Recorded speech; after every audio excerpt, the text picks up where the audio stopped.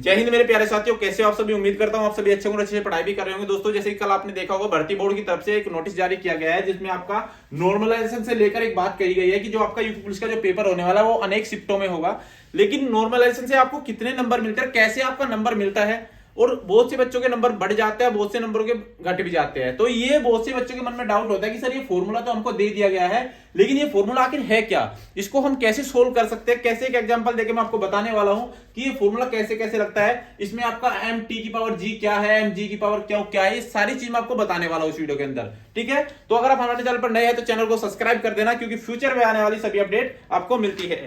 ये एक एग्जांपल बना के मैं ले भी आया हूं आपके सामने। ठीक है, कैसे आपका नॉर्मलाइजेशन होगा वो सारी जानकारी आपको समझाने वाला हूं। ठीक है, मान लेते हैं जो आपको फॉर्मूला दिया गया है, इसी फॉर्मूले को मैं एक अलग फॉर्मूला बना के दिखाऊंगा, उससे आप बिल्कुल एकदम से समझ जाएंगे। ठीक है, तो वीडियो को एंड तक देखिए, बिल्कुल भी स्किप मत करिएगा। देखिए, सबसे पहले मान लेते हैं कि जो आपका सामने जो फॉर्मूला लिखा हुआ है इसको मैं एक अलग फॉर्मूला बना लेता हूं। ठीक है, मान लेते हैं कि मैं इसको फॉर्मूला मानता हूं, इसको मैं मान लेता हूं जी। ठीक है, क्या मान लिया मैंने, इसको जी मान लिया। ठीक है, उसके बाद a minus B upon X minus Y, bracket में मान लेते हैं आर माइनस वाई, और प्लस में आपके बी। ठीक है, ये एक फॉर्मूला मैंने अपनी तरफ से लिखा है। ठीक है, अब बिल्कुल सेम यही फॉर्मूला है। जी हमने ये माना है, ये ए मान लिया, ये बी मान लिया, और ये मान लिया है एक्स वाई, इसको मैंने आर माना, इसको मैंने वाई मान लिया है, और ये इसको मैंने बी मान लिया है। ठीक है, ये मैंने अपनी तरफ से एक फॉर्मूला बनाया, बिल्कुल सेम यही फॉर्मूला आपके सामने लिखा हुआ है। ठीक है, बस सिर्फ मैंने इनकी जगह पे इनको पुट किया है। ठीक है, तो यहां तक आपको समझ में आ गया होगा। उसके बाद बात करते हैं इसमें जी क्या है। ठीक है, इसमें जी क्या है और इसमें एम आई जी क्या है, ये मैं आपको बताने वाला हूं। एक बार इधर नोट करा देता हूं।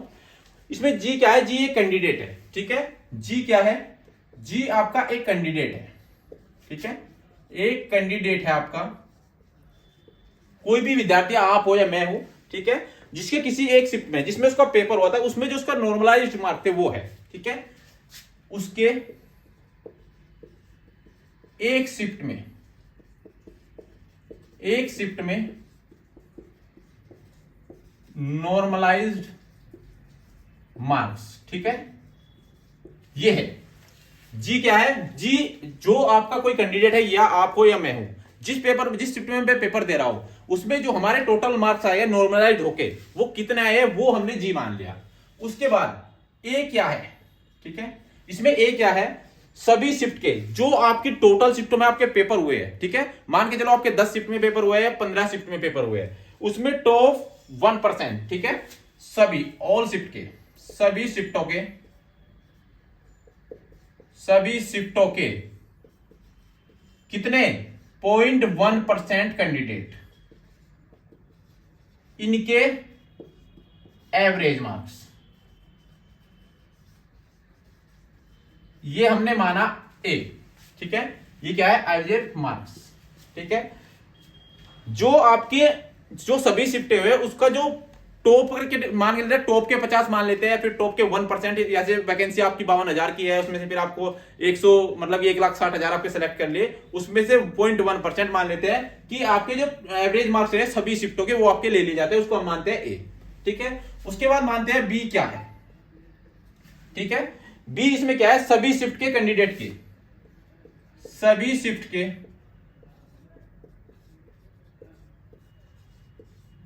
कैंडिडेट के एवरेज मार्क्स।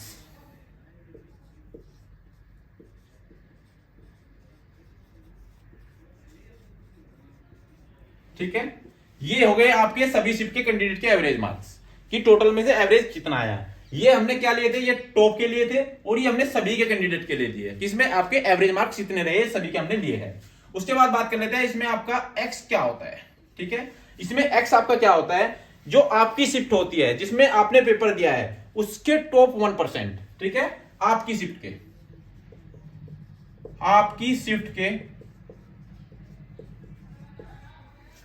0.1% कैंडिडेट, और कौन से टॉप, जो आपके टॉप पर है उनका एवरेज मार्क्स। ये हमने यहां तक का क्लियर कर लिया है। ठीक है, उम्मीद करता हूं यहां तक समझ में आया होगा आपके।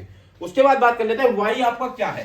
ठीक है, वाई आपका क्या है, वाई है आपके कि आपकी शिफ्ट के कैंडिडेट के एवरेज मार्क्स, जो आपकी शिफ्ट थी उसके सभी कैंडिडेट जो थे आपके, मान के चलो आपकी शिफ्ट में 1000 बच्चों ने पेपर दिया, 2000 बच्चों ने पेपर दिया, उसके सभी के एवरेज मार्क्स कितने हैं। तो क्या है, आपकी शिफ्ट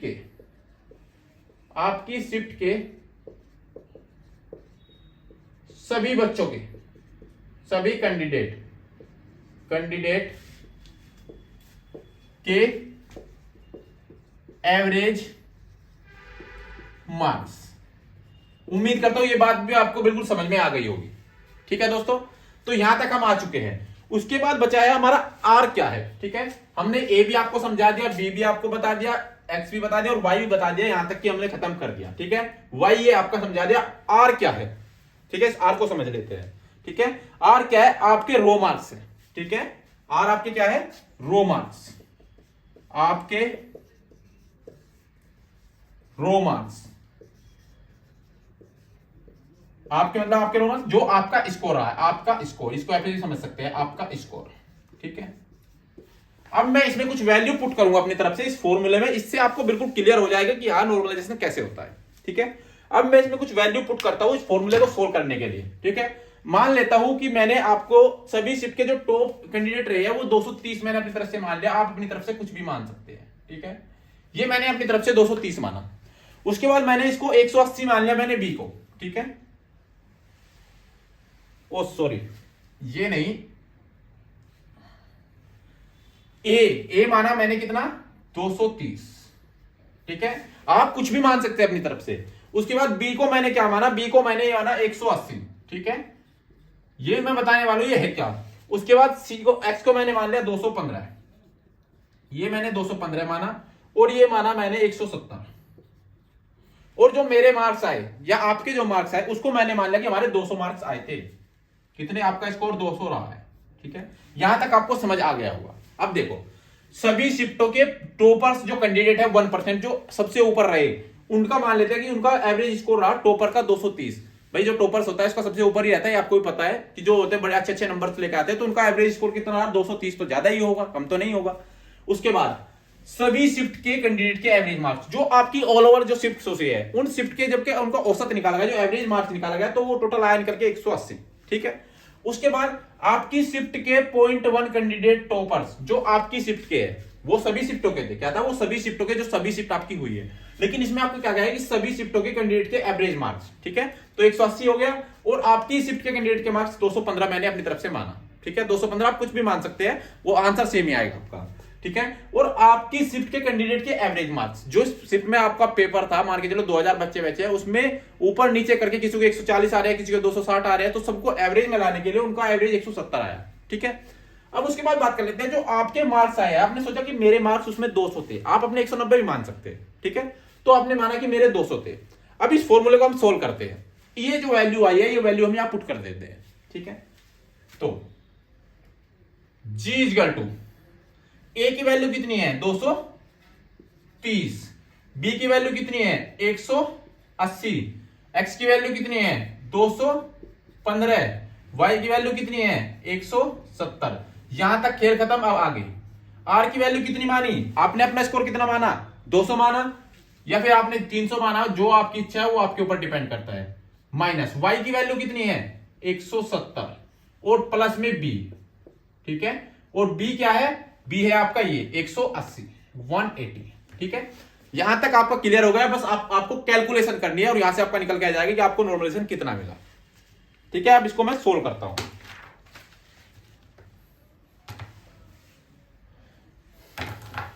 ये आप देखिएगा, 230 में से 180 गया, कितना बचा, 50।